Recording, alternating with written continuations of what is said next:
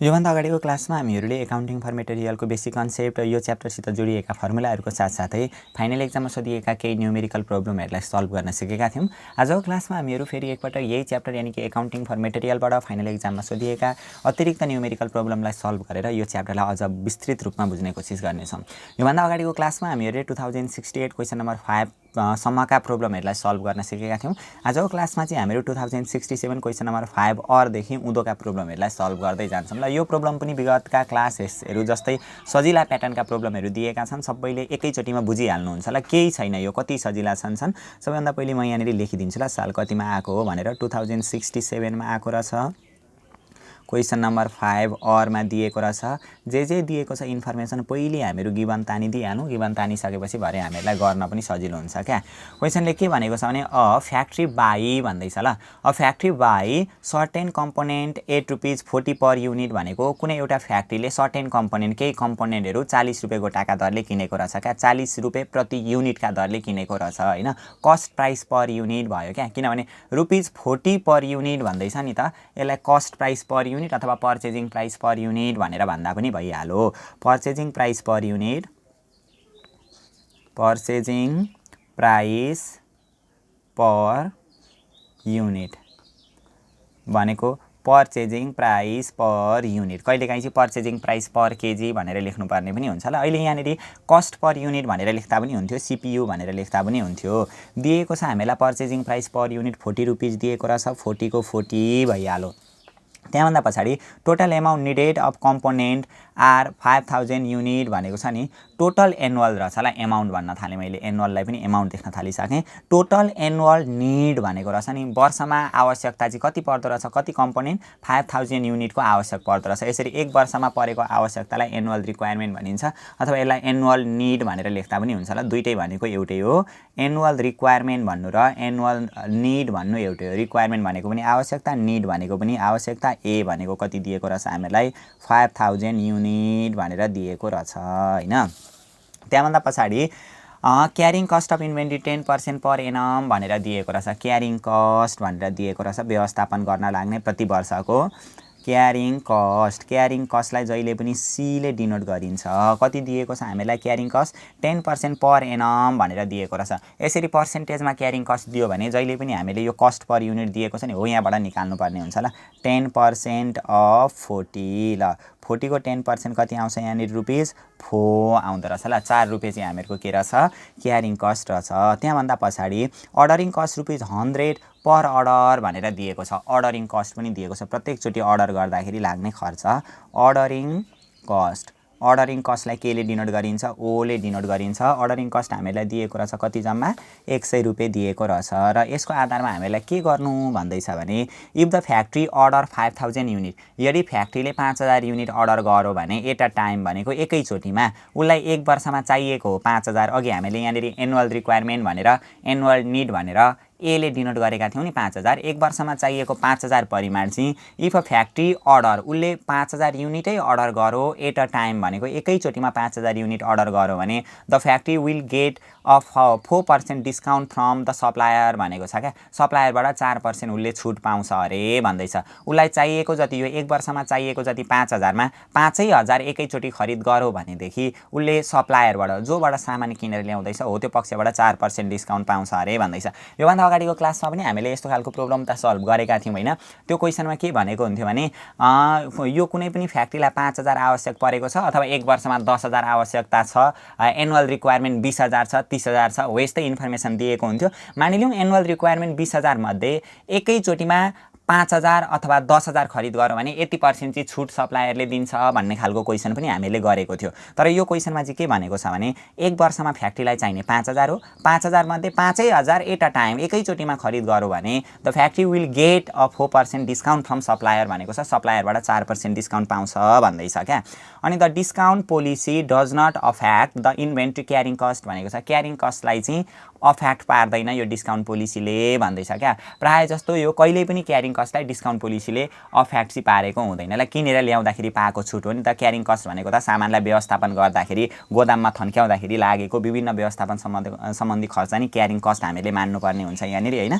The discount policy does not affect the inventory carrying cost. Carrying कस्टलाई कुनै पनि effect पर्दैन भन्दैछ। जेसुकै भनोस् त्यो नभने पनि केही फरक पर्दैन। ल अब यहाँ ए नम्बरमा के भनेको छ पहिले त्यो निकालिहालौँ, त्यहाँभन्दा पछाडि माथिकै कुरालाई जोडेर फेरि हामीहरू गरौँ। ल ए नम्बरमा इकोनोमिक अर्डर क्वान्टिटी निकाल्नु भन्दैछ, मितव्ययी खरिद परिमाण निकाल्नु भनेको रहेछ। पहिले वार्ड भनिदिउँ, economic order quantity. Economic order quantity भनेको EOQ is equal to what, EOQ निकाल्नु भनेको रहेछ। केही छैन, यो सकिहालिन्छ। अब इओक्यू निकाल्ने फर्मुला के हो त हामीहरूको भनेदेखि रुट ओभर 2AO/C भन्ने फर्मुला छ नि हैन। मैले यिनेरी गरिदिएँ, अलिकति कच्चा कुचुक देखिन्छ होला, देखिन चाहिँ रुट ओभरको रुट ओभर 2 को 2 भइहाल्यो। ए भनेको एनुअल रिक्वायरमेन्ट हामीलाई 5000 दिएकै छ, यहाँनिर 5000 को 5000 भइहाल्यो। इन्टु ओ भनेको अर्डरिङ कस्ट भइहाल्यो, 100 रुपियाँ दिएकै रहेछ ordering cost, divided by C, divided by C उतापट्टि नतान्दा पनि हुन्थ्यो। डिभाइड बाई सी भनेको क्यारिङ कस्ट कति दिएको रहेछ, 4 दिएको रहेछ हैन। अब यसलाई सबैलाई सल्भ गरिदिउँ, 5000 × 100 × 2 गरिदिउँ, 5000 × 100 × 2 डिभाइडेड बाई कति छ, 4 छ। एकैचोटि गर्दा 25, 4 वटा 0 आउँदो रहेछ। ल रुट ओभरभित्र आउँदो रहेछ 25, 1 2 3 4 वटा 0 आउँछ हैन।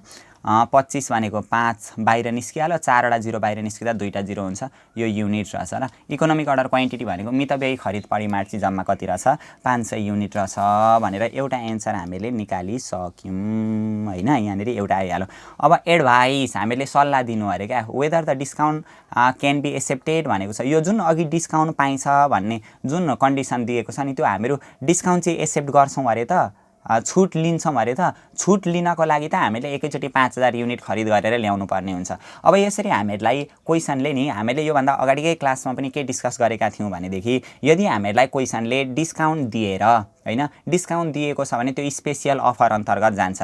यदि हामीलाई क्वेसनले डिस्काउन्ट दिएर यो डिस्काउन्ट अफर चाहिँ एक्सेप्टेड हुन्छ या हुँदैन भनेर क्वेसन सोधेको छ भनेदेखि जहिले पनि हामीले दुईटा बीच कम्पेयर गर्नुपर्छ। के दुईटा कम्पेयर गर्नुपर्छ भनेदेखि एउटा टोटल कस्ट निकाल्नुपर्छ डिस्काउन्ट अफर अन्तर्गत रहेर, डिस्काउन्ट अफरलाई आधार मानेर टोटल कस्ट निकाल्नुपर्छ।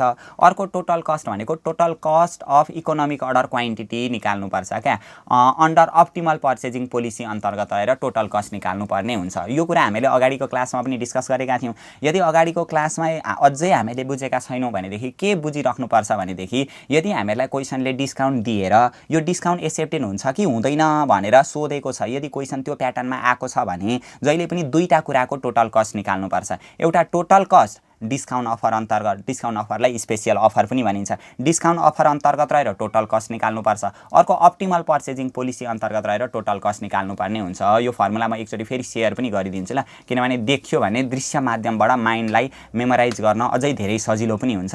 यी दुईटा माध्यमबाट डिस्काउन्ट अफर एक्सेप्टेड हुन्छ या हुँदैन भनेर क्वेसनमा डिस्काउन्ट दिएर डिस्काउन्ट अफर एक्सेप्टेड हुन्छ या हुँदैन भनौँ भने जहिले पनि दुईटा टोटल कस्ट निकाल्नुपर्छ क्या। Total cost of economic order quantity under optimal purchasing policy यो फर्मुला लाएर, अर्को भनेको एक्जिस्टिङ पर्चेजिङ पोलिसी यो फर्मुला लाएर हामीले के निकाल्नुपर्छ, टोटल कस्ट निकाल्नुपर्ने हुन्छ। अनि दुईटालाई कम्पेयर गर्नुपर्छ हैन। यदि डिस्काउन्ट अफर अन्तर्गत खर्च कम्ती आयो भने एक्सेप्टेड हुन्छ, होइन खर्च बढी छ भने त किन एक्सेप्टेड गर्नु त, एक्सेप्टेड गर्ने कुरा पनि हुँदैन हो, त्यसरी गर्नुपर्छ। ल सबैभन्दा सुरुमा त्यही भएर डिस्काउन्ट अफर एक्सेप्टेड हुन्छ हुँदैन भन्यो भने हो, यसरी एक्सेप्टेबल अथवा रिजेक्टेबलको कुरा गर्ने बित्तिकै यहाँनिर दुईटा कुराको टोटल कस्ट निकाल्नुपर्छ। निकालिहालौँ ल, total cost of economic order quantity under optimal purchasing policy,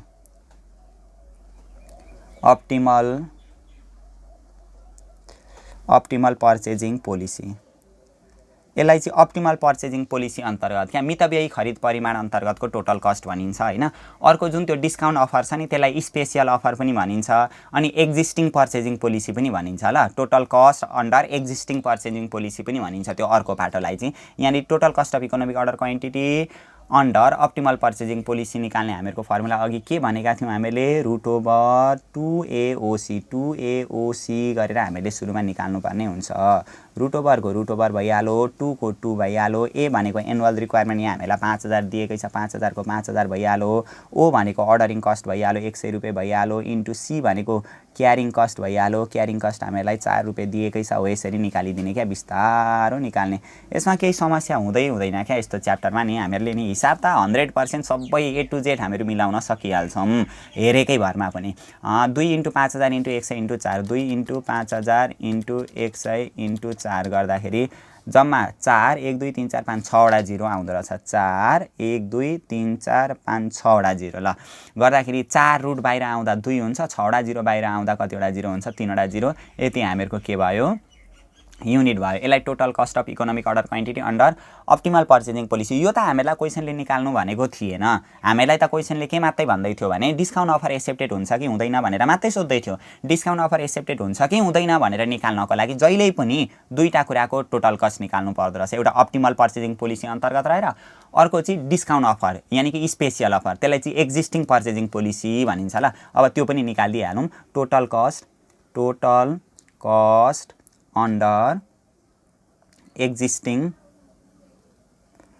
existing purchasing policy। Existing purchasing policy अन्तर्गत टोटल कस्ट निकाल्ने हामीहरूको फर्मुला के डिस्कस गरेका थियौँ, AO/Q प्लस QC/ सरी है यहाँ युनिट होइन, यो रुपिजमा है टोटल कस्ट निकालेको हो नि त हामीले। कहाँबाट युनिट आयो, रुपिज 2000 हुन्छ। ल AO/Q प्लस QC/2 अनि माइनस के घटाउनु पर्छ, डिस्काउन्ट घटाउनु पर्ने हुन्छ। यो त हामीलाई थाहा छँदैछ।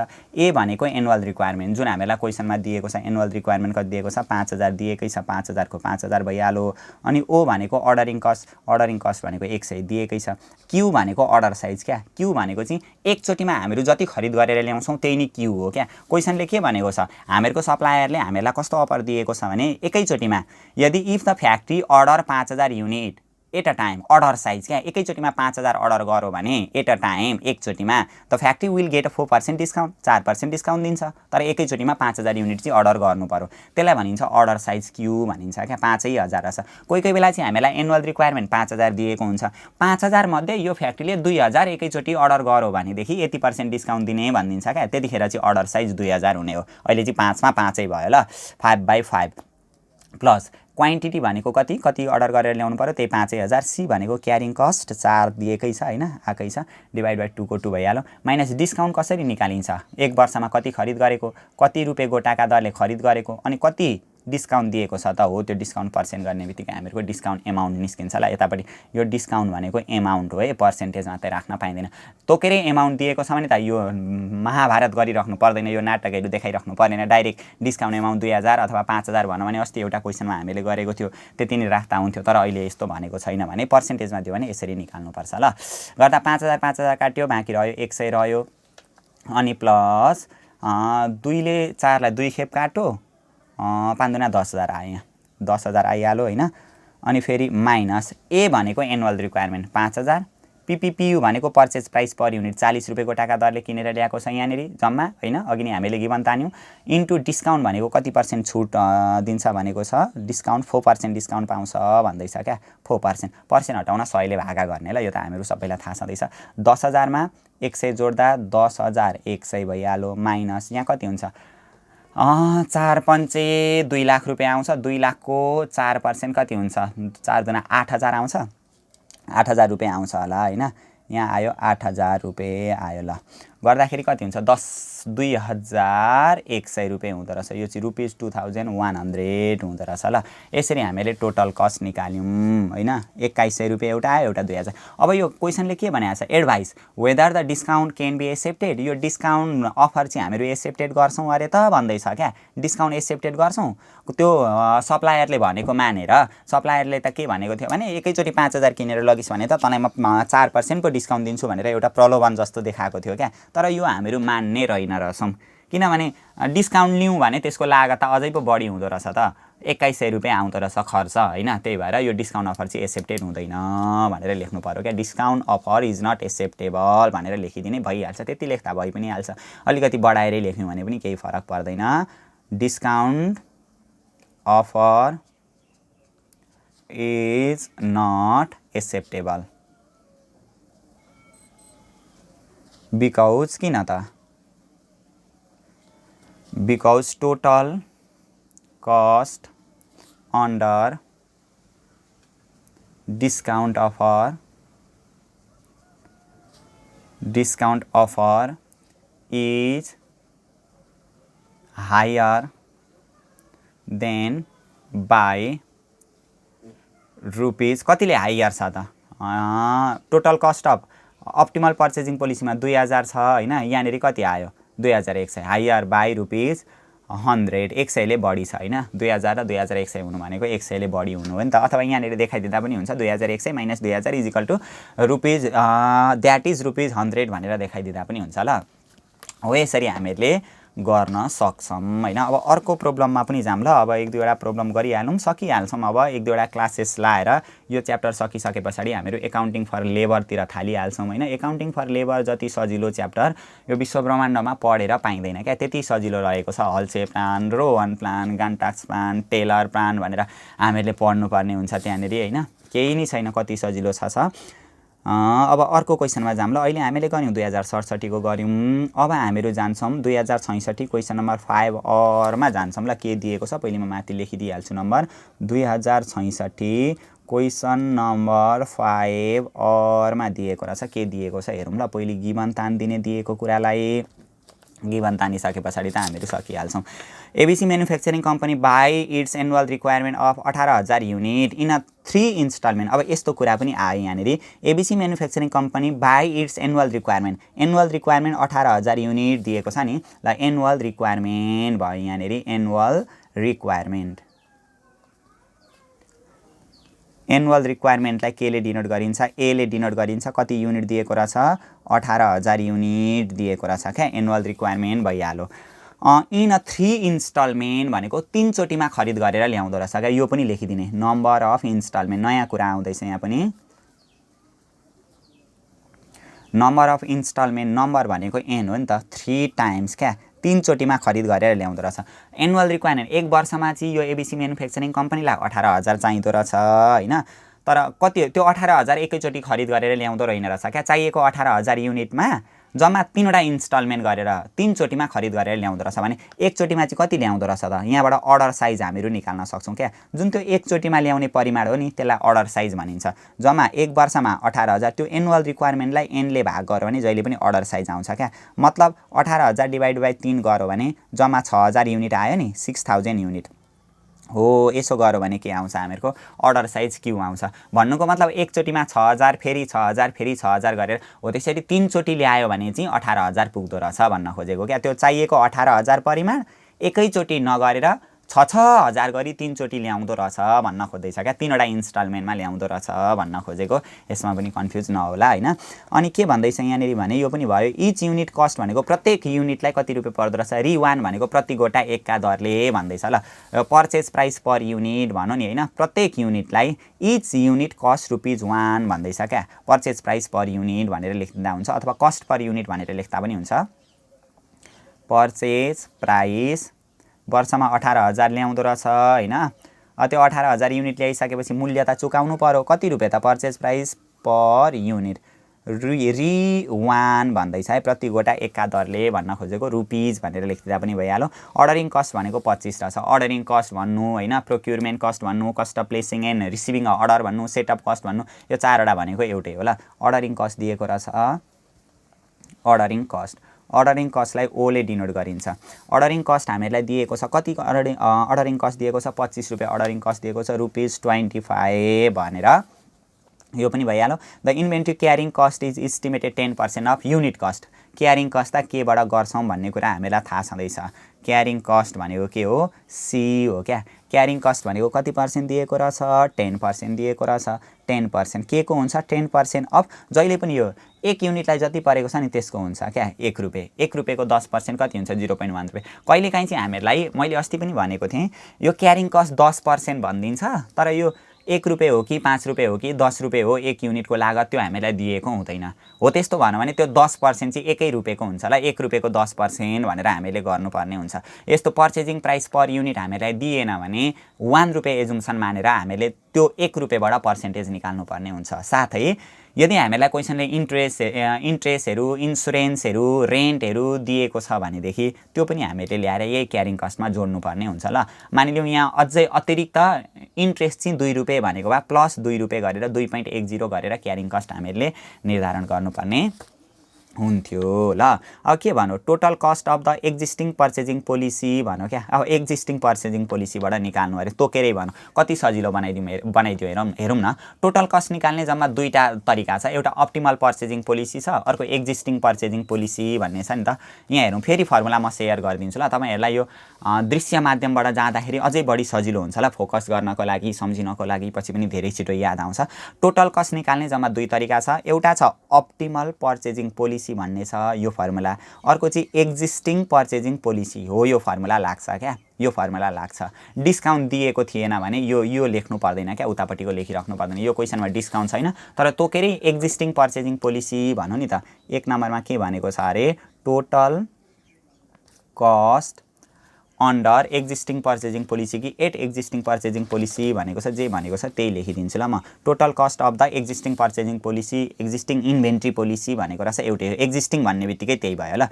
Total cost of the existing purchasing policy, existing purchasing पोलिसीबाट टोटल कस्ट निकाल्नु अरे भन्दैछ क्या। अब टोटल कस्ट निकाल्ने फर्मुला के हो त एक्जिस्टिङ पर्चेजिङ पोलिसीमा भनेदेखि AO by Q plus QC by 2 minus discount हुँदैन। क्वेसनमा दिएको छ भापो डिस्काउन्ट होस् त, क्वेसनले डिस्काउन्टको कुरा उल्लेखै गरेको छैन भने कहाँबाट डिस्काउन्ट हुनु होइन। ए भनेको एनुअल रिक्वायरमेन्ट, वर्षमा कति चाहिन्छ अरे, 18,000 चाहिन्छ अरे, त्यही हो, ए भनेको 18,000 भइहाल्यो, इन्टु ओ भनेको अर्डरिङ कस्ट होइन, 25 रुपियाँ दिएकै छ, डिभाइडेड बाई क्यू भनेको अर्डर साइज कति दिएको छ, 6,000 दिएकै छ, प्लस फेरि क्यू भनेको कति हजार रहेछ, 6,000 रहेछ, इन्टु सी भनेको क्यारिङ कस्ट रहेछ, कति रहेछ, 0.10 रहेछ, डिभाइडेड बाई 2 को के रहेछ, 2 भइहाल्यो ल।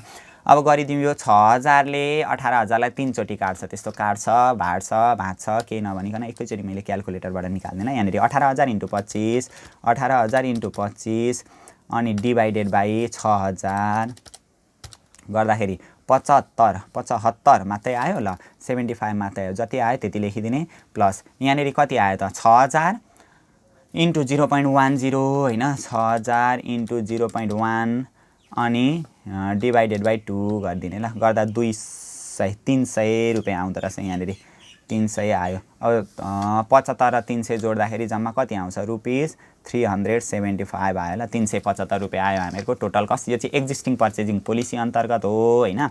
अब यसको 2 नम्बरमा के भनेको छ भनेदेखि टोटल कस्ट अफ इओक्यू भनेको इकोनोमिक अर्डर क्वान्टिटी अन्तर्गत चाहिँ कति हुन्छ टोटल कस्ट भन्दैछ है, total cost of economic order quantity निकाल्ने फर्मुला त कति सजिलो, रुट ओभर 2AOC गरेर गरिदिन्छौँ हामीहरू होइन।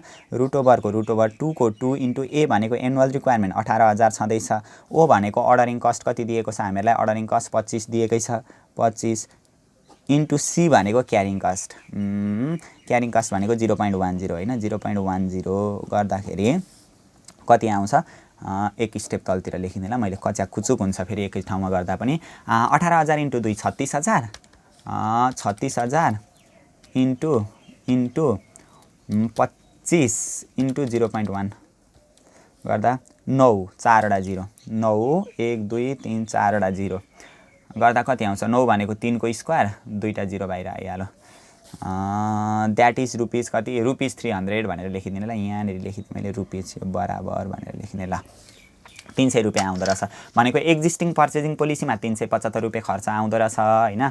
अप्टिमल पर्चेजिङ पोलिसी यानि कि इकोनोमिक अर्डर क्वान्टिटी अन्तर्गत चाहिँ 300 रुपियाँ खर्च आउँदो रहेछ होइन। यही दुईवटा कुरा हामीलाई निकाल्नु भनेको थियो, यो दुईवटा कुरा पनि हामीले निकाल्यौँ। अब कम्पेयर गर्नु भनेको छैन, एडभाइस दिनु त भनेको छैन, कुन मेथड अन्तर्गत रहेर ल्याउँछौँ भनेर त हामीहरूलाई भनेको छैन होइन। नभनेको कारणले गर्दा त्यो केही डिसिजनहरू दिनु पर्दैन ल। कोही कोही बेला डिस्काउन्टहरू दिएको अवस्थामा चाहिँ त्यो डिस्काउन्ट अफर एक्सेप्टेड हुन्छ हुँदैन भन्नु भने चाहिँ कम्पेयर गर्नका लागि हामीले निकाल्नुपर्ने हुन्थ्यो। यो पनि क्वेसन भयो होइन। अब 2065 क्वेसन नम्बर 5 अर्को गरौँ ल। पहिले यहाँनिर म साल लेखिदिइहाल्छु कतिमा आएको भनेर। 2065 क्वेसन नम्बर 5 भनेर दिएको रहेछ होइन। के दिएको छ यहाँनिर हेरौँ। फलोइङ इन्फर्मेसन आर प्रोभाइडेड भनेर दिएको रहेछ इन्फर्मेसन हामीहरूलाई एउटा होइन रिअर्डर लेभल भनेको रहेछ यो चाहिँ रिअर्डर लेभल अनि रिअर्डर पिरियड भनेको उता स्टक लेभलको पाटोबाट दियो ल हामीलाई थाहा छँदैछ रिअर्डर लेभल भनेको आरओएल हो होइन आरओएल भनेको रिअर्डर लेभल हो हामीले अगाडिको क्लासमा पनि डिस्कस गरेका थियौँ योबाट सबैभन्दा इम्पोर्टेन्ट फर्मुला तीनवटा छन् होइन एउटा रिअर्डर लेभल अर्को मिनिमम स्टक लेभल अर्को म्याक्सिमम स्टक लेभल यो तीनवटा फर्मुला जान्यौँ भनेदेखि 90% एक्जाममा आएको प्रोब्लमहरू हामीहरू सल्भ गर्न सकिहाल्छौँ ल रिअर्डर लेभल दिएको रहेछ रिअर्डर लेभललाई रिअर्डर पोइन्ट पनि भनिदिन्छ ल त्यो दुइटै भनेको एउटै हो रिअर्डर लेभल रिअर्डर लेभल भनेको आरओएल अनि रिअर्डर पोइन्ट भनेको आरओपी पनि भन्छ ल यसलाई केही फरक पर्दैन दुइटै भनेको एउटै हो दिएको रहेछ 80,000 हामीले अगाडिकै क्लासमा पनि डिस्कस गरेका थियौँ नि रिअर्डर लेभल भनेको चाहिँ हामीहरूको फ्याक्ट्रीमा होइन गोदाममा कति सामान हुँदाखेरि चाहिँ फेरि हामीहरू अर्डर गर्छौँ त होइन हो त्यो लेभलै रिअर्डर लेभल हो जस्तै यसैलाई आधार मान्ने हो भने हामीहरूको गोदाममा 80,000 युनिट सामान हुँदैखेरि फेरि हामीहरू पुनः आदेश गरिहाल्दा रहेछौँ क्या फेरि सामानको अर्डर गरिहाल्दा रहेछौँ त्यसलाई भन्छ रिअर्डर लेभल क्या पुनः आदेश खरिद परिमाण भन्छ क्या फेरि आदेश गर्दाखेरि रिअर्डर लेभल होइन कति लेभलमा चाहिँ क्वान्टिटी हुँदाखेरि चाहिँ पुनः खरिद गर्छौँ भन्न खोजेको ल त्यो छोडिदिउँ अब अर्को दिएको रहेछ हामीलाई रिअर्डर पिरियड भनेर दिएको छ नि 8 र 10 डेज भनेको छ मिनिमम भनेको 8 डेज हो म्याक्सिमम भनेको 10 डेज हो होइन यसमा त के त सानो मिनिमम ठुलो म्याक्सिमम मिनिमम रिअर्डर पिरियड यसलाई केहीले डिनोट गर्नु पर्दैन ल मिनिमम रिअर्डर पिरियड भनेको 8 डेज रहेछ अर्को maximum reorder period maximum reorder period भनेको 10 डेज भनेर दिएको रहेछ होइन अनि यहाँ भनेको छ मिनिमम कन्ज्युम्सन पर डे भनेको छ नि मिनिमम कन्ज्युम्सन पनि हामीलाई दिएको रहेछ कति दिएको रहेछ 4,000 ल 4,000 युनिट दिएको रहेछ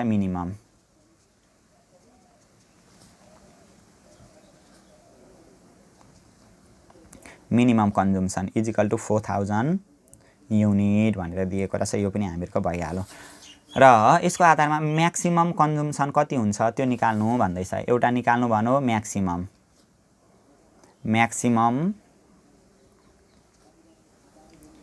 maximum consumption is equal to what जुन चाहिँ हामीहरूलाई 1 नम्बरमा निकाल्नु भनेको छ क्या यो म्याक्सिमम कन्ज्युम्सन अनि मिनिमम कन्ज्युम्सन निकाल्ने डाइरेक्ट फर्मुला छैन क्या minimum stock level maximum stock लेभलहरू निकाल्ने फर्मुला चाहिँ छ डाइरेक्ट निकाल्ने तर यो कन्ज्युम्सन निकाल्ने फर्मुला चाहिँ डाइरेक्ट छैन होइन जम्मा तीनवटा फर्मुला मात्रै याद गर्ने भनेको थियो नि मैले रिअर्डर लेभल भनेको maximum consumption into maximum reorder period हुन्छ जुन चाहिँ अहिले हामीलाई क्वेसनले नि दिएकै छ अर्को मिनिमम स्टक लेभल निकाल्ने formula reorder level minus average consumption into average lead time हुन्छ होइन अर्को म्याक्सिमम स्टक लेभल निकाल्ने त ROQ plus ROL minus minimum consumption into minimum lead time minimum गुणा गरिदिने अहिले चाहिँ यो म्याक्सिमम कन्ज्युम्सन निकाल्नु भन्नु हो होइन हामीलाई यो जुन रिअर्डर लेभल दिएको छ नि हो त्यो रिअर्डर लेभल निकाल्ने फर्मुला एप्लाई गऱ्यौँ भने हामीहरूको म्याक्सिमम कन्ज्युम्सन आइहाल्छ क्या किनभने रिअर्डर लेभल निकाल्ने फर्मुला हामीहरूको म्याक्सिमम कन्ज्युम्सन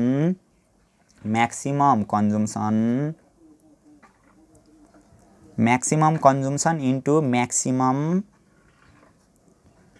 लिड टाइम हुन्छ क्या हो यो दुईटा म्याक्सिमम गुणा गर्यो भने रिअर्डर लेभल आउँछ नि त रिअर्डर लेभल कति दिएको छ हामीलाई 80,000 दिएको छ म्याक्सिमम कन्ज्युम्सन कति दिएको छ म्याक्सिमम कन्ज्युम्सन निकाल्नु पर्ने हो maximum consumption into maximum lead time भनेर कति दिएको छ म्याक्सिमम लिड टाइम भनेकै रिअर्डर पिरियड होइन म्याक्सिमम रिअर्डर पिरियड भनेको 10 दिएको छ अब यो मल्टिप्लाईको 10 यता आउँदा त डिभाइड हुन्छ 80,000 दिएकै छ डिभाइडेड बाई कति हुन्छ 10 हुन्छ यतापट्टि अर हुन्छ ल बिचमा बराबरी आइसकेपछि इजिकल टु म्याक्सिमम कन्ज्युम्सन भइहाल्यो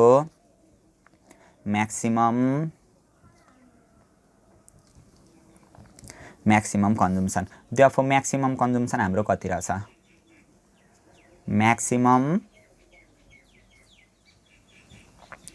म्याक्सिमम कन्ज्युम्सन दिएको रहेछ हामीलाई 80,000लाई 10 ले भाग गर्यो भनेदेखि 8,000 युनिट रहेछ होइन 8,000 युनिट चाहिँ हामीहरूको के रहेछ म्याक्सिमम कन्ज्युम्सन रहेछ भनेर यसरी निकाल्न सकिहाल्यौँ नि हामीले होइन 8,000 अनि अर्को मिनिमम स्टक लेभल निकाल्नु भनेको रहेछ 2 नम्बरमा यो त कति सजिलो छ होइन 2 नम्बरमा मिनिमम स्टक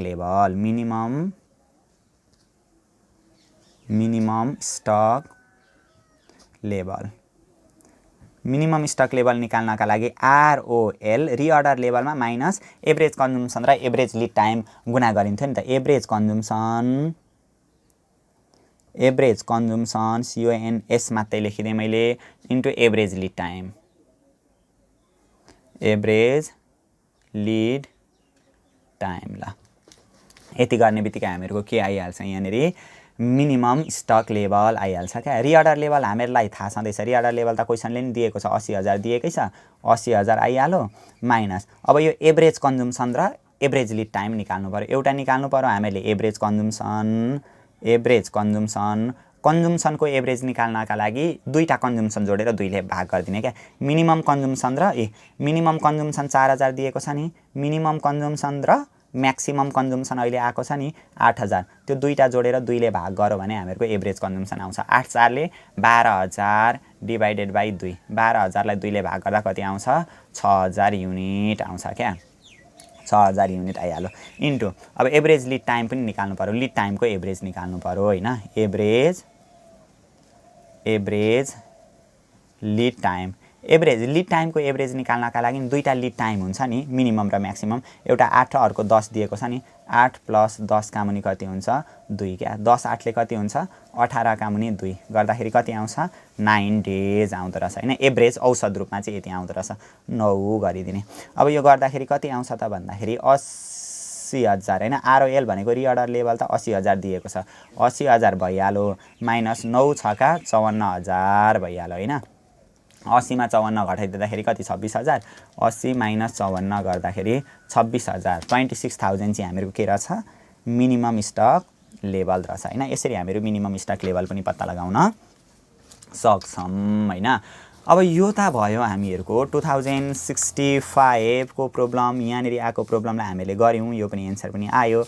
यहाँदेखि अब उताका प्रब्लमहरू पनि हामीहरू सल्भ गर्दै जान्छौं ल। अब यसरी नै गर्दै जान्छौं हामीहरू भ्याइहाल्छौं अन्तिमसम्ममा। प्रत्येक प्रब्लम हामीले सल्भ गर्दै गयौं भने पनि एक्जाम आउनुभन्दा अगाडि नै हामीले सबै कोर्स सकिहाल्छौं हैन। तर ध्यान दिएर चाहिँ हेर्नु पर्यो क्या। यो गरेकै भरमा पनि यो एकाउन्टमा चाहिँ मजाले 90 आरामले गर्छ। अलिअलि थ्योरीहरुको पनि तयारी गर्दै जानु होस् किनभने थ्योरीमा चाहिँ हामीहरू इंग्लिश मिडियम र नेपाली मिडियमहरु हुन्छौं क्या। इंग्लिश मिडियमबाट यहाँनिर हामीले डिस्कस गर्न थाल्यौं भने देखि नेपाली मिडियमलाई असर गर्छ। नेपाली मिडियमको थ्योरी डिस्कस गर्न थाल्यौं भने इंग्लिश मिडियमकोलाई असर गर्छ हैन। त्यही भएर कन्सेप्टहरु त धेरै जस्तो आधी भन्दा धेरै कन्सेप्टहरु त हिसाबबाटै हामीहरू बुझिहाल्छौं के रहेछ भन्ने कुरा। अनि प्लस अलिअलि थ्योरीहरु चाहिँ हामीले तयारी पनि गर्नुपर्ने हुन्छ ल। तिनीहरुलाई पनि तयारी गर्दै जाने। अब अर्को प्रब्लम हामीहरू सल्भ गरौँ ल। कति नम्बरमा दिएको छ यहाँनिर 44 नम्बरमा दिएको रहेछ। यो 44 नम्बरको प्रब्लम सल्भ गरौँ। 2064 क्वेशन नम्बर 5 मा दिएको रहेछ ल। 2064 क्वेशन नम्बर 5 मा दिएको छ। अब क्वेशनले के भनेको छ सरासरी हामीहरू गिभन तानिहालौं ल। त्यस्तो गाह्रो खालको क्वेशन हुँदैन यहाँनिर। A hold guard suppliers is working for minimising investment in inventory भन्दैछ क्या।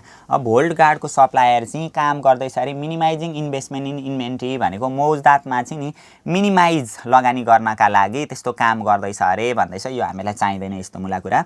The supplier is confident that the annual demand of hold guard will be 10,000 unit. सप्लायरलाई चाहिँ यो कुराको अब चाहिँ हामीले आफूलाई एउटा सप्लायर मान्नु पर्यो ल। यो एउटा क्वेशनको लागि किनभने सप्लायरले यस्तो उस्तो काम गरो भन्दैछ। सप्लायरको इन्फर्मेसन दिएको रहेछ। अनि the supplier is confident supplier चाहिँ एकदम कन्फिडेन्ट छ अरे क्या। हुन्छ भन्ने कुरामा विश्वस्त छ अरे विश्वासिलो छ अरे। दैट आफूलाई विश्वास गर्छ अरे। That the annual demand of hold guard will be 10,000 unit for the current year भन्दैछ क्या। अब यो करेन्ट इयरमा चाहिँ 10,000 युनिट चाहिँ डिमान्ड हुन्छ भन्ने कुरामा ऊ कन्फिडेन्ट छ अरे। यो चाहिँ एनुअल डिमान्ड दिएको रहेछ क्या। प्रत्येक वर्ष डिमान्ड गर्छन् अरे। कति डिमान्ड गर्छन् अरे त हो त्यही गिभन लेखिदिउँ ल। पहिले दिएको कुरालाई गिभन तानिदिउँ। एनुअलमा दिएको रहेछ एनुअल डिमान्ड दिएको रहेछ। एनुअल रिक्वायरमेन्ट भनौँ एनुअल डिमान्ड भनौँ यो सबै भनेको ए हो क्या। कति दिएको छ हामीहरूलाई 10,000 युनिट हुन्छ भनेर क्वेशनले भन्दैछ। अनि the current year and the cost estimated for placing and receiving delivery भनेको छ क्या। Cost estimated for placing and receiving delivery भनेको छ नि डेलिभरीहरू रिसिभ गर्दा लाग्ने कस्ट भनेको त्यो अर्डरसित रिलेटेड हो क्या, अर्डरिङ कस्ट हो। हामीले अगाडिकै क्लासदेखि पनि के भन्दै डिस्कस गर्दै आइरहेका छौँ भने यदि प्रोक्युरमेन्ट कस्ट भनौँ, अर्डरिङ कस्ट भनौँ होइन, cost of placing and receiving order, receiving delivery भनौँ, अनि सेटअप कस्ट भनौँ भने त्यो अर्डरिङ कस्ट हो। अहिले चाहिँ हामीहरूलाई estimated for placing and receiving delivery भनेको छ नि, यो cost of placing and receiving delivery भनेको यो अर्डरिङ कस्ट हो होइन, डेलिभरीहरू रिसिभ गर्दाखेरि लागेको खर्च भन्न खोजेको क्या। कस्ट अफ, यसमा पनि नझुकिनेलाई, यस्तो नयाँ नयाँ कुरा दियो भने हामीहरू झुकिन सक्छौँ। Cost of placing and receiving a delivery, यसलाई केले डिनोट गरिन्छ, अर्डरिङ कस्ट ओले डिनोट गरिन्छ। दिएको रहेछ हामीहरूलाई जम्मा कति हजार दिएको छ, एकचोटि फेरि हेरेन मैले। रिसिभिङ अ डेलिभरी भनेर 10,000 दिएको रहेछ, यसको खर्च रुपिस 10,000 भनेर दिएको रहेछ। जति दिएको छ त्यही गिभन तान्ने त हो, केही त छैन, अब एकैचोटि मिलिहाल्यो। अनि इस्टिमेटेड स्टोरेज कस्ट भनेको छ नि, including the opportunity cost of investment in inventory and storage related are भनेको स्टोर गर्दाखेरि लागेको खर्च क्या, त्यो गोदाममा सामग्रीहरू व्यवस्थापन गर्नुपर्छ नि हो, त्योसित रिलेटेड खर्च भनेको जहिले पनि क्यारिङ कस्ट हो क्या। यदि हामीलाई क्वेसनले होल्डिङ कस्ट भनेको छ अनि स्टोरेज कस्ट भनेको छ भने त्यो क्यारिङ कस्ट हो क्या। अहिले हामीलाई स्टोरेज भनेको छ नि, storage cost including opportunity cost भनेको छ नि, यो अपर्च्युनिटी कस्टहरू, इन्ट्रेस्ट एन्ड इन्भेस्टमेन्टहरू, इन्सुरेन्सहरू, रेन्टहरू सबै समावेश भएको कस्ट जहिले पनि क्यारिङ कस्ट हुन्छ। त्यो चाहिँ हामीलाई 50 पर युनिट पर इयर भनेको छ क्या, direct carrying cost. Store related are rupees 50 per unit per year भनेको छ ल क्यारिङ कस्ट अथवा स्टोरेज कस्ट, जे भनेको छ त्यही लेखौँ ल। Storage cost per unit, 1 unit बराबर पर इयर, प्रत्येक वर्ष, प्रति वर्ष भनेको क्यारिङ कस्ट तोकेर दियो हामीलाई कति रुपियाँ दिएको रहेछ, 50 रुपियाँ दिएको रहेछ। र यसको आधारमा EOQ by using trial and error method, trial and error method भनेको त्यो टेबल बनाउनु पर्ने हो नि हो, त्यसरी हामीले गर्नुपर्ने हुन्छ जहिले पनि। हामीहरूले जस्ट योभन्दा अगाडिको क्लासमा पनि डिस्कस गरेका थियौँ, यदि हामीलाई यो ट्रायल एन्ड एरर मेथडबाट, ट्रायल एन्ड एरर मेथड भन्नु र टेबुलेसन मेथड भन्नु एउटै हो होइन, यसरी ट्रायल एन्ड एरर मेथडबाट इकोनोमिक अर्डर क्वान्टिटी निकाल्नु भनेर आयो भने जहिले पनि दुईवटा कुरा हामीले वर्किङ नोटबाट निकाल्नुपर्ने हुन्छ। त्यो वर्किङ नोटलाई मैले यहाँनिर गरिदिएँ ल, वर्किङ नोटबाट निकाल्नुपर्ने हुन्छ। ट्रायल एन्ड एरर मेथडबाट इओक्यू निकाल्नु भन्यो भने पहिले वर्किङ नोटमा गएर इओक्यू निकाल्नुपर्ने हुन्छ। इओक्यू निकाल्ने फर्मुला त हामीलाई थाहा छँदैछ, रुट ओभर 2AO बाई के हुन्छ, सी हुन्छ, रुट ओभरको रुट ओभर भइहाल्यो, 2 को 2 भइहाल्यो। ए भनेको एनुअल रिक्वायरमेन्ट हो, कति हजार दिएको छ, 10,000 दिएको छ, एनुअल डिमान्ड त्यति हुन्छ भन्ने भन्दैछ, ऊ चाहिँ कन्फिडेन्स छ अरे, विश्वास छ अरे उसलाई चाहिँ यति डिमान्ड हुन्छ भन्ने। ओ भनेको अर्डरिङ कस्ट पनि हामीलाई कति दिएको रहेछ, 10,000 दिएको रहेछ, अर्डरिङ कस्ट पनि 10,000 भइहाल्यो, डिभाइडेड बाई सी भनेको क्यारिङ कस्ट कति दिएको रहेछ, 50 दिएको रहेछ होइन। यो सबै गर्दा 10,000 इन्टु 10,000 इन्टु 2 भयो, 10,000 इन्टु 10,000 इन्टु 2 डिभाइडेड बाई 50 गरिदिने गर्दा 4, 1 2 3 4 5 6वटा जिरो आउँदो रहेछ, रुट ओभरभित्र 4, 1 2 3 4 5 6वटा जिरो, 4 भनेको 2 को स्क्वायर हो, क्यालकुलेटरबाट गरिदिने तपाईँहरूले रुट ओभर गरेर होइन। 1 2 3 4 6वटा जिरो छ भने 3वटा जिरो बाहिर निस्किन्छ, यति युनिट रहेछ। यो इकोनोमिक अर्डर क्वान्टिटी आइसकेपछि जहिले पनि नम्बर अफ अर्डर निकाल्दिने, नम्बर अफ अर्डर निकाल्दिने, नम्बर अफ अर्डरलाई एनले डिनोट गरिदिने। नम्बर अफ अर्डर भनेको जहिले पनि ए बाई इओक्यू को फर्मुला लगाएर निकाल्ने। ए भनेको एनुअल रिक्वायरमेन्ट, एनुअल रिक्वायरमेन्ट भनेको त यो क्वेसनमा 10,000 दिएको छ एनुअल रिक्वायरमेन्ट, अघि जुन हामीले गिभन पनि तानिसकेका छौँ। इओक्यू भनेको अहिले आएको छ हामीहरूको कति आएको छ, 2,000 आएको छ, 10,000लाई 2,000ले भाग गर्दा कति आउँदो रहेछ, 5 टाइम्स नम्बर अफ अर्डर आउँदो रहेछ। जहिले पनि ट्रायल एन्ड एरर मेथडबाट अथवा टेबुलेसन मेथडबाट हामीहरूलाई इकोनोमिक अर्डर क्वान्टिटी निकाल्नु भन्नु भने पहिले फर्मुला लगाएर इकोनोमिक अर्डर क्वान्टिटी निकाल्ने अनि नम्बर अफ अर्डर निकालिदिइहाल्ने। अब योभन्दा पछाडि अब यहाँनिर हामीहरू जान्छौँ calculation of EOQ by using trial and error method. Trial भनेको परीक्षण, इरर भनेको गल्ती परीक्षण विधि भन्छ क्या, परीक्षण गल्ती विधि भन्छ। परीक्षण गर्दै जानुपर्ने हुन्छ क्या, जहिले पनि यो स्टेपहरू ख्याल गर्नुपर्ने हुन्छ ल। यसको यो जस्ट हामीले योभन्दा अघिल्लो क्लासमा पनि डिस्कस गरेका थियौँ। ट्रायल एन्ड एरर मेथडबाट इकोनोमिक अर्डर क्वान्टिटी निकाल्नको लागि सबैभन्दा सुरुमा हामीले लेख्नुपर्छ नम्बर अफ अर्डर भनेर लेख्नुपर्छ। नम्बर अफ अर्डरलाई एनले डिनोट गरिन्छ। अब नम्बर अफ अर्डर कति राख्ने त, 1 2 3 4 5 6 7 8 कतिसम्म राख्ने त भन्ने कुरा हामीलाई थाहा हुँदैन क्या यदि वर्किङ नोट गरेका छैनौँ भने। तर वर्किङ नोट गरिसकेका छौँ भने हामीलाई के थाहा हुन्छ भने नम्बर अफ अर्डर 5 मा हुँदो रहेछ। 5 चाहिँ नम्बर अफ अर्डरमा चाहिँ एक्चुअल इकोनोमिक अर्डर क्वान्टिटी आउँदो रहेछ भन्ने कुरा हामीलाई थाहा भइसकेको हुन्छ। त्यही भएर ट्रायल एन्ड एरर मेथडबाट गर्दा डाइरेक्ट 5 मात्रै राख्न पाइँदैन क्या, कम्तीमा पनि मिनिमम 3वटा चाहिँ राख्नुपर्ने हुन्छ ल, 3वटा राखेरै हामीले गर्नुपर्ने हुन्छ। त्यही भएर यहाँनिर नम्बर अफ अर्डर 5 निस्केको छ भनेदेखि नि क्वेसनमा जति हामीले वर्किङ नोट गर्दा नम्बर अफ अर्डर जति निस्केको छ एउटा त्योभन्दा तल्लो र एउटा त्योभन्दा माथिल्लो अनि एउटा त्यही राखेर गर्नुपर्ने हुन्छ। नम्बर अफ अर्डर भनेको एउटा 4 राखिदिने, एउटा 5 राखिदिने, एउटा कति राखिदिने 6 राखिदिने, अथवा एउटा 5 चाहिँ अनिवार्य राख्नै पर्ने हुन्छ। अब 5 देखि अर्को यहाँनिर 4 को ठाउँमा 3 राखेर गर्दा पनि भयो, 6 को ठाउँमा 7 राखेर गर्दा पनि भयो। अझै एउटा थपेर गर्छु भन्दा पनि हुन्छ क्या, 6 देखि अझै म त 7 पनि राख्छु अनि 8 पनि राख्छु भनेर गर्दा पनि हुन्छ। यो भनेको ट्रायल एन्ड एरर एप्रोच हो, परीक्षण विधि हो क्या। हामीले परीक्षण गरेको हो कुन चाहिँ कहाँनिर चाहिँ पर्दो रहेछ भनेर पत्ता लगाउन हामीहरू खोज्दैछौँ। अब नम्बर अफ अर्डरदेखि पछाडि जहिले पनि अर्डर साइज निकाल्नुपर्छ। अर्डर साइज भनेको क्यू हो क्या। यो अर्डर साइज क्यू निकाल्नका लागि जुन त्यो हामीहरूको एनुअल रिक्वायरमेन्ट हुन्छ नि हो, त्यो एनुअल रिक्वायरमेन्टलाई यो नम्बर अफ अर्डरले भाग गर्नुपर्ने हुन्छ क्या। अर्डर साइज क्यू निकाल्नका लागि एनुअल रिक्वायरमेन्ट हामीहरूको कति हजार दिएको छ, 10,000 दिएको छ। यसलाई यो एनुअल रिक्वायरमेन्ट 10,000लाई नम्बरले भाग गर्नु पर्यो। एकचोटि 4ले, एकचोटि 5ले, अर्कोचोटि 6ले भाग गर्नु पर्यो। अब त्यसलाई गरौँ त। 10,000 छ हामीहरूको एनुअल रिक्वायरमेन्ट, 10,000 डिभाइडेड बाई 4 गरिदिउँ, 2500 आउँदो रहेछ। एकचोटि यहाँनिर हामीहरू लेख्छौँ 2500 लेखिहाल्छौँ। अर्को पनि फेरि त्यो एनुअल रिक्वायरमेन्टलाई अर्को नम्बर अफ अर्डर 5ले भाग गर्नु पर्यो। 10,000 का मुनि 5 भनेको 2,000 आउँछ हैन। पोइन्टमा आउँदाखेरि केही फरक पर्दैन है, पोइन्टमा आयो भनेर आत्तिनु पर्ने कुरै छैन।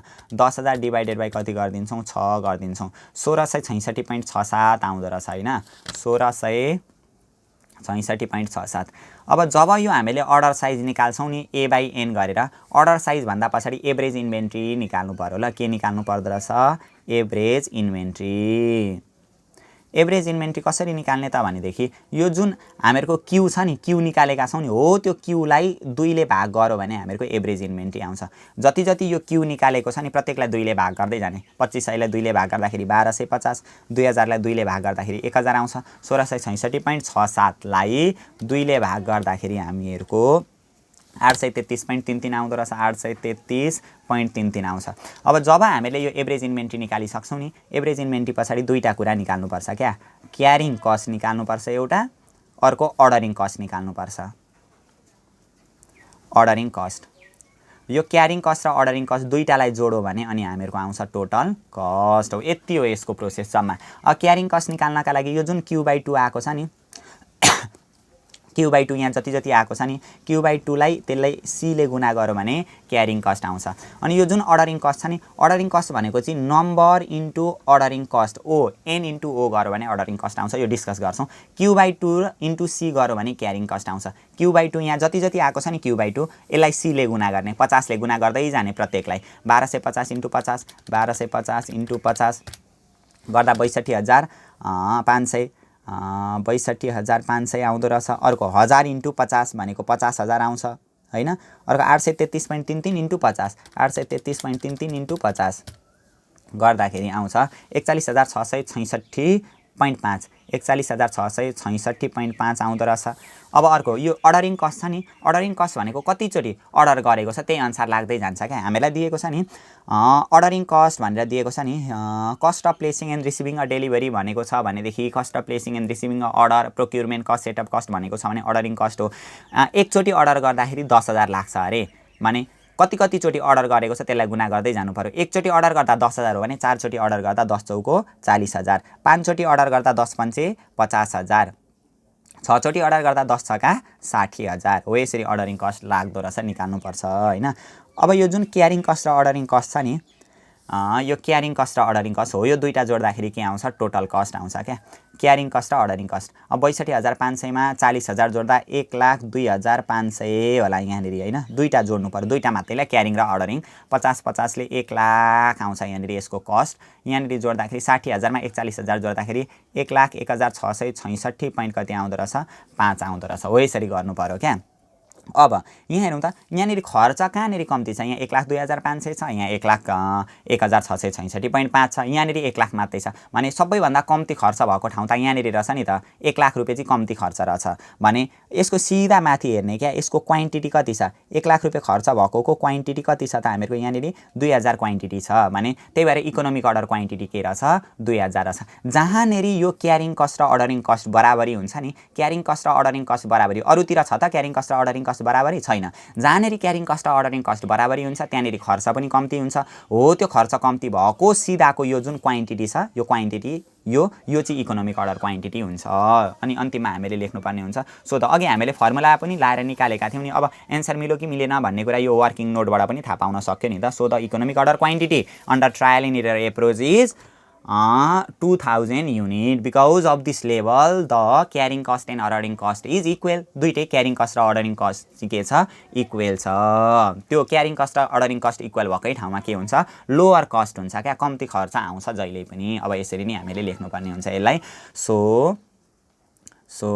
The economic order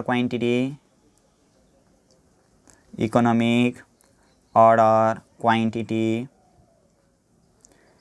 under trial and error र टेबुलेसन एउटै होला under trial and error approach is 2000 unit because of this level the किनभने त्यो लेभलमा द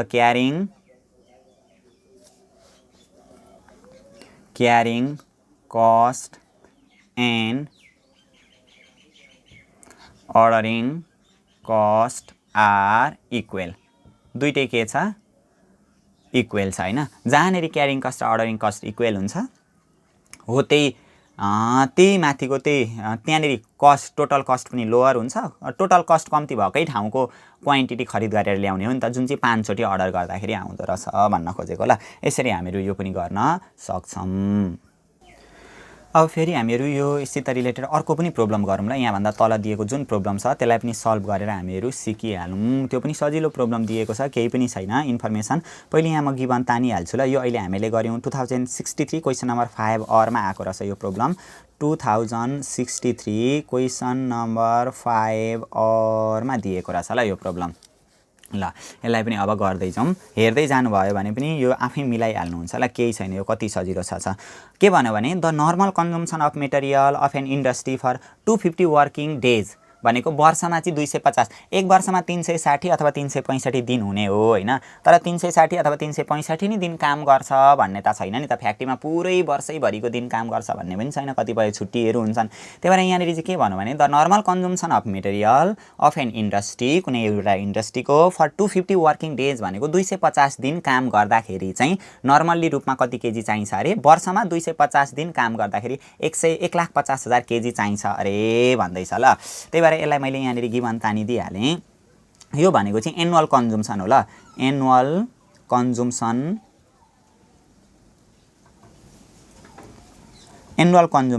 हैन भनेको एक वर्षको उपभोग अथवा एनुअल रिक्वायरमेन्ट जे भन्दा पनि भयो annual requirement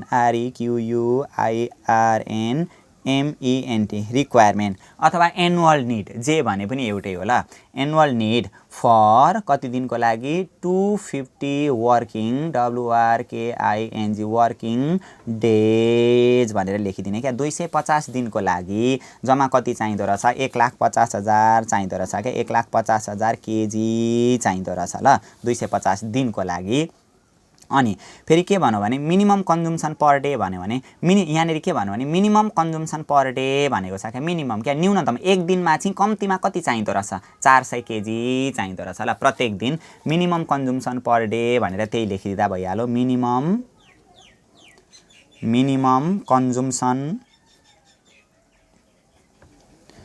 consumption per day भनेर क्वेसनले दिएको छ। 400 केजी दिएको छ, 400 केजीको 400 केजी भइहाल्यो।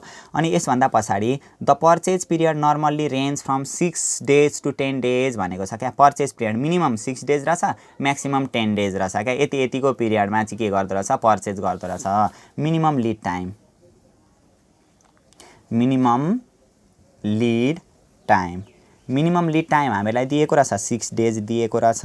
अर्को म्याक्सिमम दिएको रहेछ हो, maximum lead time, maximum lead time कति दिएको रहेछ 10 डेज भनेर यसरी हामीलाई दिएको छ हैन।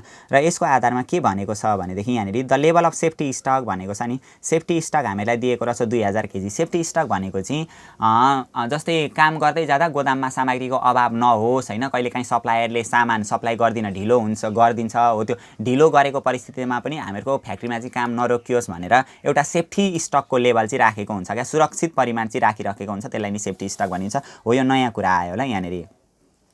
सेफ्टी स्टक, सेफ्टी स्टक हामीलाई कति दिएको रहेछ यहाँनिर जम्मा 2000 केजी दिएको रहेछ, 2000 केजी भनेर दिएको रहेछ। अनि फेरि म्याक्सिमम स्टक लेभल 10000 केजी भनेर दिएको रहेछ। ल maximum stock level, maximum stock level, maximum stock level भनेर दिएको रहेछ 10000 केजी भनेर दिएको रहेछ। 10000 केजी भइहाल्यो यहाँनिर। अनि अर्को यहाँनिर के भन्नु भने रिअर्डर लेभल निकाल्नु भन्दै रहेछ। ल 1 नम्बरमा निकाल्नु भनेको रहेछ रिअर्डर लेभल। वाट पनि नगरिकन लेखिदिएँ ल मैले यहाँनिर, रिअर्डर लेभल। अब हामीहरूले फर्मुला त जानेको रिअर्डर लेभल यानि कि आरओएल निकाल्ने formula maximum consumption into maximum lead time थियो हैन। Maximum consumption into maximum lead time गरेर हामीहरू रिअर्डर लेभल निकाल्थ्यौँ। तर यहाँनिर म्याक्सिमम कन्जम्सनै छैन क्या, मिनिमम कन्जम्सन छ तर म्याक्सिमम कन्जम्सन छैन। हो यस्तो अवस्थामा हामीले रिअर्डर लेभल निकाल्नको लागि नि सेफ्टी स्टक, यो अर्को सेफ्टी स्टकवाला फर्मुला एप्लाई गर्नुपर्ने हुन्छ ल, जुन चाहिँ मैले तपाईँहरूलाई लेखाइदिएको पनि थियो हैन। भर्खर एउटा प्रब्लम आउँदैछ यस्तो खालको। रिअर्डर लेभल निकाल्ने मेन फर्मुला यही हो, एक्जाममा प्राय यहीँबाट आउँछ, maximum consumption into maximum lead time गरेर यो गर्दाखेरि भइहाल्यो। तर कहिलेकाहीँ चाहिँ हामीहरूलाई नि सेफ्टी स्टक दियो भने रिअर्डर लेभल निकाल्ने safety stock plus normal consumption into normal lead time गरेर हामीले गर्नुपर्ने हुन्छ ल, यो फर्मुला हालेर गर्नुपर्ने हुन्छ। अर्को daily consumption into lead time पनि छ हैन। यो फर्मुला भन्नु र यो फर्मुला भन्नु एउटै नै हो, त्यही भएर यही फर्मुला एप्लाई गरिदिन्छौँ हामीहरू। Safety stock plus normal consumption into normal lead time भन्ने यो फर्मुला छ नि, सेफ्टी स्टक क्वेसनमा दिएकै छ। नर्मल कन्जम्सन भनेको नर्मल्ली एक दिनमा चाहिँ कति चलाउँछ त औसत रूपमा भनेर त्यो निकाल्नुपर्छ। नर्मल लिड टाइम भन्नु र एभरेज लिड टाइम भन्नु यहाँनिर एउटै हो, केही पनि फरक छैन हो। त्यसो गरेर हामीले निकाल्नुपर्ने हुन्छ ल। यहाँनिर रिअर्डर लेभल निकाल्ने फर्मुला के रहेछ, safety stock plus normal consumption into normal lead time रहेछ ल, नर्मल लिड टाइम ल, TIME टाइम भनेर यो फर्मुला एप्लाई गरेर लाउने रहेछौँ, निकाल्ने रहेछौँ हामीहरू। सेफ्टी स्टक हामीलाई क्वेसनले दिएकै छ 2000 केजी दिएकै छ हैन, 2000 केजी भइहाल्यो। प्लस नर्मल कन्जम्सन भनेको चाहिँ नर्मल्ली एक दिनमा कति चलाउँछ त्यसैलाई नि नर्मल कन्जम्सन भनिन्छ क्या। यो 250 दिनमा 1,50,000 केजी चलाउँछ भनेको 1,50,000 केजीलाई डिभाइडेड बाई 250 ले भाग गर्यो भने एक दिनमा कति चलाउँछ त्यो आउँछ क्या हैन त। यस्तो हो नि त, जस्तै 250 दिनमा 1,50,000 केजी चाहिन्छ भने एक दिनमा नर्मल्ली कति चाहिन्छ 1,50,000 का मुनि 250 चाहिन्छ। हो यसरी हामीले नर्मल कन्जम्सन निकाल्नुपर्ने हुन्छ into normal lead time. Normal lead time भन्नु र एभरेज लिड टाइम भन्नु एउटै हो क्या। एभरेज लिड टाइम कसरी निकाल्ने, दुईटा लिड टाइम दिएको छ नि 6 र 10, यो 6 प्लस 10 का मुनि कति गरिदिने 2 गर्यो भने एभरेज लिड टाइम आउँछ ल। यहाँनिर 2000 केजीको 2000 केजी भइहाल्यो प्लस 1,50,000 का मुनि 250 गरिदिने 1,50,000 डिभाइडेड बाई 250 गरिदिँदाखेरि 600 आउँदो रहेछ। यहाँनिर 600 आइहाल्यो इन्टु 10 छले 16 लाई 2 ले भाग गर्दाखेरि कति हुन्छ 8 हुन्छ। यहाँनिर 8 6 का 4800 हुन्छ हैन, 600 इन्टु 8 अनि प्लस अगाडि कति दिएको छ 2000 दिएको छ, जोड्दाखेरि 6800 आउँदो रहेछ। यहाँनिर आयो हामीहरूको 800 केजी आयो, जुन चाहिँ हामीहरूको रिअर्डर लेभल हो। ल यो पनि हामीले निकालिहाल्यौँ 6800, अथवा यो 8000 पनि निस्किँदो रहेछ। हामीले अर्को विधि अपनाएर गऱ्यौँ भने 8000 पनि हामीहरू निकाल्न सक्दो रहेछौँ भन्दैछ यहाँनिर। अब इओक्यू निकाल्नु भन्दैछ क्या। इओक्यू भनेको इकोनोमिक अर्डर क्वान्टिटी हो नि त। इकोनोमिक अर्डर क्वान्टिटी भन्नु र रिअर्डर क्वान्टिटी भन्नु एउटै होला। यहाँनिर यो स्टक लेभलहरू दिएको अवस्थामा नि जब हामीलाई डेली कन्ज्युम्सन होइन, अनि म्याक्सिमम रिअर्डर पिरियड अनि मिनिमम रिअर्डर पिरियडहरू यस्तो दिन्छ, म्याक्सिमम कन्ज्युम्सन मिनिमम कन्ज्युम्सनहरू दिएको अवस्थामा इकोनोमिक अर्डर क्वान्टिटी भन्नु र रिअर्डर क्वान्टिटी भन्नु एउटै हो। यो 2 नम्बरमा निकाल्नु पर्ने रहेछ हामीहरूले। 2 नम्बरमा रिअर्डर क्वान्टिटी, अथवा यो मैले छिटो गर्नुको कारण चाहिँ यो मोबाइलबाट अब धेरै लामो भिडियो क्याप्चर हुँदैन ल। त्यत्तिकै 53 मिनट 54 मिनटको भइसक्यो होइन। 55 मिनटमा त यो अफ हुन्छ, त्यही भएर फेरि एडिट गर्दाखेरि लामो समयसम्म पर्खिनुपर्छ अपलोड गर्नका लागि। त्यही भएर म हतारमा भन्दैछु ल। यो क्वेसन चाहिँ रिअर्डर क्वान्टिटी भन्नु र इकोनोमिक अर्डर क्वान्टिटी भन्नु एउटै हो। तर केही छैन, टाइम सक्यो भने पनि टुक्रे भिडियो भएर अर्को बसिदिइहाल्छ, दुईटा जोडेर म फेरि अपलोड गरिदिइहाल्छु। रिअर्डर क्वान्टिटी र इकोनोमिक अर्डर क्वान्टिटी भन्नु एउटै हो। कस्तो अवस्थामा? हामीलाई स्टक लेभलहरू दिएको अवस्थामा। क्वेसनले त इकोनोमिक अर्डर क्वान्टिटी निकाल्नु भनेको छ। इकोनोमिक अर्डर क्वान्टिटी निकाल्नका लागि त √2AO डिभाइडेड बाई C हुन्छ नि, तर अर्डरिङ कस्टहरू क्यारिङ कस्टहरू यहाँनिर दिएको छैन क्या। त्यही भएर रिअर्डर क्वान्टिटी भन्नु र इकोनोमिक अर्डर क्वान्टिटी भन्नु यहाँनिर एउटै हुन्छ। यो हामीले निकाल्नुपर्ने हुन्छ क्या। यो रिअर्डर क्वान्टिटी हामीले निकाल्यौँ भने त्यस्तैलाई नै हामीले के मान्नुपर्ने हुन्छ? इकोनोमिक अर्डर क्वान्टिटी मान्नुपर्ने हुन्छ। अब यो रिअर्डर क्वान्टिटी चाहिँ कसरी निकाल्ने त भनेदेखि हामीलाई क्वेसनमा यहाँनिर म्याक्सिमम स्टक लेभल भन्ने दिएको छ क्या। कहाँनिर म्याक्सिमम स्टक लेभल दिएको छ नि हो। यो म्याक्सिमम स्टक लेभलको फर्मुला लायौँ भनेदेखि त्यहीँबाट हामीहरूको के आउँछ? रिअर्डर क्वान्टिटी आउँछ क्या। त्यही फर्मुला एप्लाई गरिदिने ल। Maximum stock level, maximum stock level निकाल्ने formula ROQ plus ROL minus minimum consumption, minimum MIN मात्रै लेखिदिएन मैले, consumption into minimum lead time. यदि क्वेसनमा हामीहरू इओक्यू निकाल्न सक्दैनौँ, यहाँनिर त अहिले सक्दैनौँ होइन भनेदेखि त्यो ROQ भनेकै यहाँनिर इओक्यू हुन्छ। यसरी गरिदिउँ। म्याक्सिमम स्टक लेभल कति दिएको छ यहाँनिर हेरौँ ल। म्याक्सिमम स्टक लेभल कति दिएको छ? 10,000 दिएको छ। 10,000 को 10,000 भइहाल्यो। ROQ निकाल्नु पर्ने हो। ROQ भन्नु र इओक्यू भन्नु एउटै हो। प्लस ROL भनेको रिअर्डर लेभल अघि नै आइसक्यो 6,800 हामीहरूको आइसक्यो होइन, माइनस मिनिमम कन्ज्युम्सन भनेको कति दिएको छ अहिले हामीहरूलाई क्वेसनमा? मिनिमम कन्ज्युम्सन पर डे दिएकै छ 400 दिएकै छ minimum consumption, into minimum lead time हामीहरूलाई कति दिएको छ यहाँनिर 6 दिएकै छ हो। यसलाई सल्भ गरौँ ल। यसलाई सल्भ गरेर यहाँबाट ROQ निस्किन्छ हो। त्यो ROQ भनेकै के हुन्छ? यहाँनिर इओक्यू हुन्छ। तपाईहरु सल्भ गर्न सकिहाल्नुहुन्छ हैन। इओक्यू यहाँनिर कति आउँदो रहेछ त भनेदेखि ROQ अथवा इओक्यू यो पछाडीको अघि हामीले निकालेका थियौं, यो पनि पछाडीकै एन्सर आउँछ होला हैन। अर्को विधिबाट गर्यौं भने यो अगाडिको पनि आउँछ। 5600 केजी आउँदो रहेछ ल। यहाँनिर 5600 केजी आयो हैन। अब यहाँ भन्दा पछाडी हामीले निकाल्नु पर्ने छ अर्को के निकाल्नु पर्ने छ भनेदेखि एभरेज स्टक लेभल निकाल्नु पर्ने छ। एभरेज स्टक लेभल निकाल्नका लागि चाहिँ नि हामीले एउटा फर्मुला थाहा पाउनु पर्छ ल। Safety stock plus half of the ROQ भन्ने थाहा पाउनु पर्छ। त्यो फर्मुला लाएर तपाईहरुले गर्नु ल। Safety stock plus half of ROQ। ROQ अघि आकै छ। ROQ भन्नु र इओक्यू भन्नु एउटै हो हैन। Safety stock plus half of ROQ गर्यौं भने त्यो ROQ लाई 2 ले भाग गर्ने अनि त्यसमा सेफ्टी स्टक जोडिदिउँ भने हामीहरुको के आउँछ? एभरेज स्टक लेभल आइहाल्छ ल। यो 3 नम्बरको पनि अलिकति मैले यहाँ पुरा गरिदिहालेँ। Average stock level AVERAGE average stock level. Average stock level निकाल्नका लागि maximum stock level plus minimum stock लेभलका पनि 2 पनि छ।